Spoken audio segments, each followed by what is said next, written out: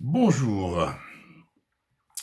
Notre sujet aujourd'hui, c'est une lecture dans le projet d'amendement de la Constitution qui sera soumis au référendum du 1er novembre 2020, 1er novembre prochain.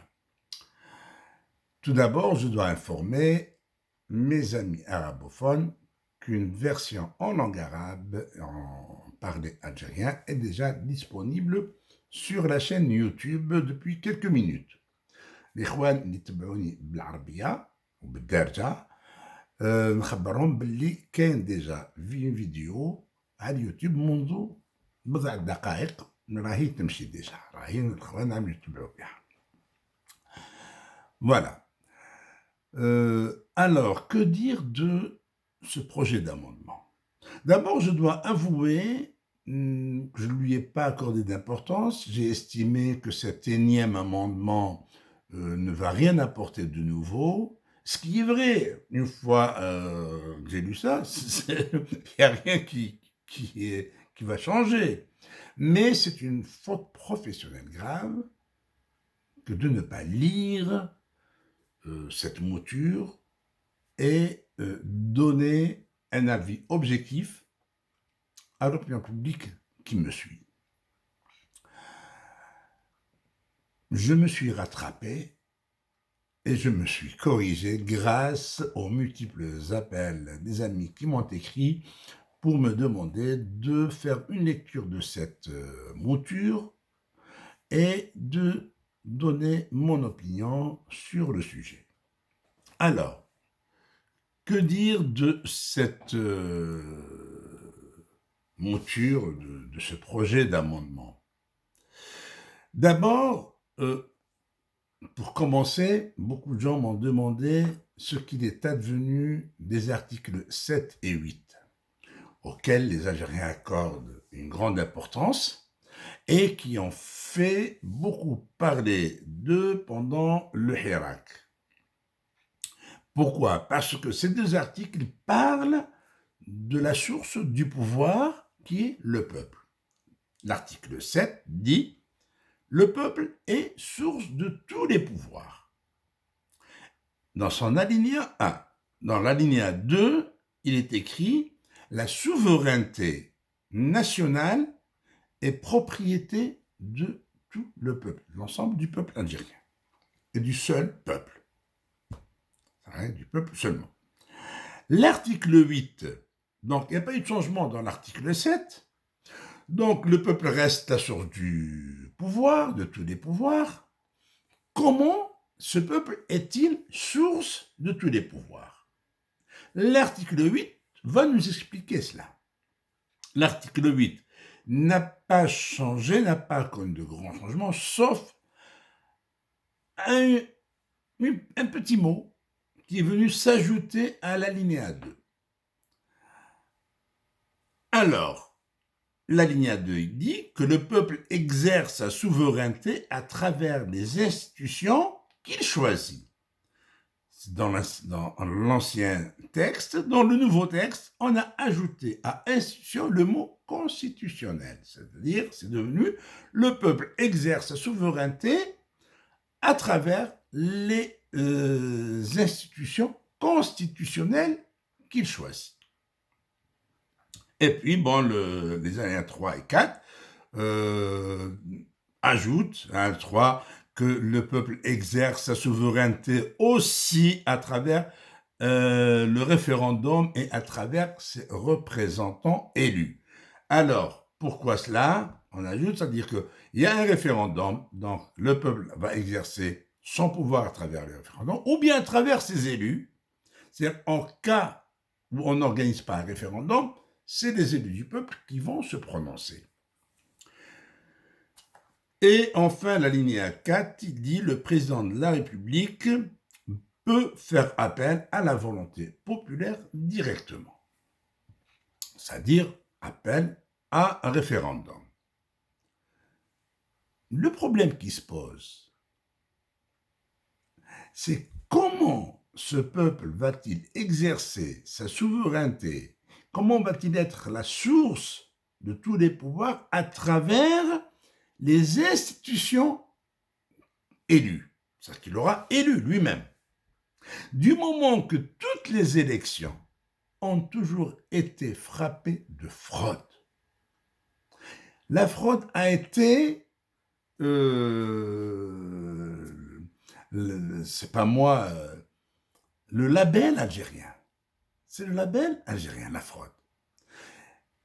Je ne le dis pas par subjectivisme, je ne le dis pas comme ça, mais c'est même pas moi qui le dis. C'est l'ancien secrétaire général du FLN, Jamel Oudabès, l'ancien vice-président de l'APN, Kliba, qui ont dit tout récemment que les postes, les listes ont été achetés. C'est-à-dire que pour être candidat, il faut payer. Les gens payent jusqu'à 7 milliards de centimes pour être élus à l'APN. C'est la même chose au niveau des wilayats, la même chose au niveau des communes. Ça ne change pas, ça c'est connu. Alors, un peuple qui exerce sa souveraineté à travers des institutions où la corruption est le maître mot, où il faut payer, où il faut corrompre, où il faut graisser la patte, est-ce que c'est une démocratie? Est-ce que le peuple peut réellement exercer sa souveraineté? Évidemment, non. Donc, il faudrait d'abord trouver une solution à ces fraudes, il faudrait assainir la vie politique du pays, il faudrait avoir des gens honnêtes à la tête du pays, permettre aux gens d'élire honnêtement et proprement ses représentants, et après, on va parler de l'article 7 et de l'article 8. Autre chose, ce que j'ai relevé dans cette mouture, c'est qu'il y a une panoplie d'articles qui parlent de liberté individuelle, de liberté de circulation, plein de choses à dire, c'est comme si on était dans un autre monde. Or, en Algérie, ce qui est étonnant, c'est qu'au moment où ces gens rédigeaient une constitution qu'ils voulaient sur mesure, continuent de mentir au peuple.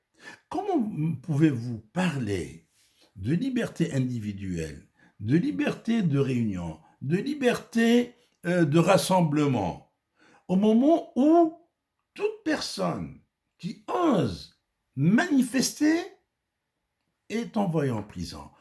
Comment parlez-vous de liberté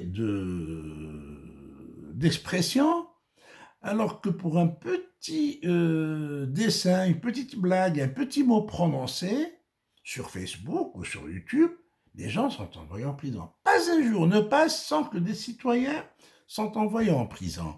Ces articles 31, 34, 35, 36, 40, 41, 44, 46, 49, 52, etc., qui parlent des gardes à vue où on respecte les droits des citoyens, qui parlent de liberté individuelle. Tout ça, c'est du pipeau. Tout ça, c'est du pipeau. On ne peut même pas les lire. On ne peut même pas les lire. Alors, parce que les faits quotidiens contredisent les rédacteurs de ce texte. D'ailleurs, le texte en lui-même, il est rédigé par ceux-là même qui ont rédigé les anciennes constitutions. C'est-à-dire, bon, la même constitution sur laquelle on introduit des amendements. Chaque fois, on introduit quelque chose de nouveau. Alors, comment voulez-vous que le peuple puisse croire en ses dirigeants, des dirigeants qui sont imposés par la fraude?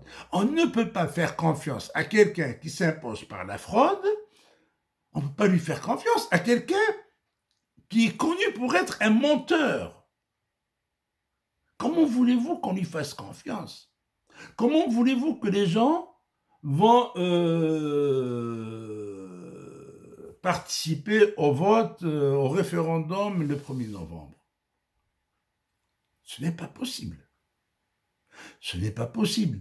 Tant que les relations entre gouvernants et gouvernés sont entachées de fraude, de mensonges, de corruption, de tous les maux que connaît toute société malsaine, il ne peut y avoir ni constitution, ni amendement de constitution, ni république, ni rien du tout.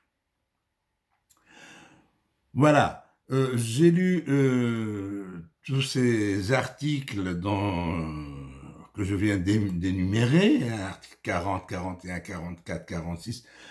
Franchement, c'est du pipeau. Vraiment, c'est l'hôpital qui se fout de la charité, carrément.